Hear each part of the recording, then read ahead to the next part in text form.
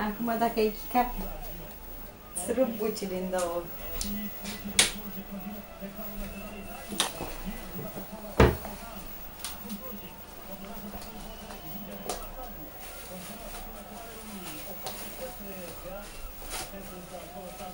Ce faci acolo?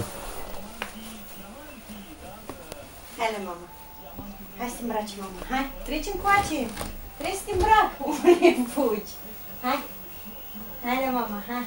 Hai să îmbrăcăm puiul. Le-ai furat și ai fugit. Treci.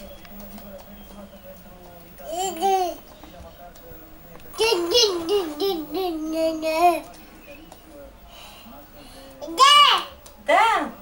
Ți-i frig, hai! Hai că ți-i frig!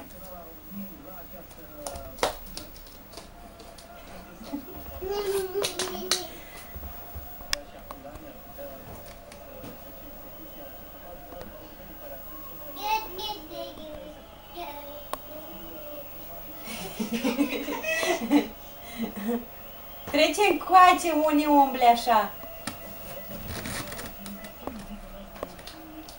Trece încoace, la vei. Я без штуки на лбу.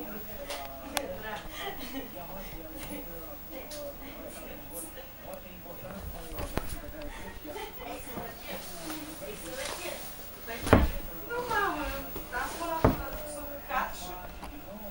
A scăpat-o și nu mai prind eu. Hai, treci că punem mâna pe tine. Treci că te prind-o pe tine.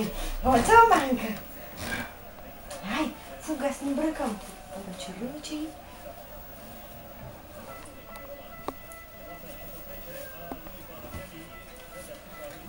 Hal de fată ești tu?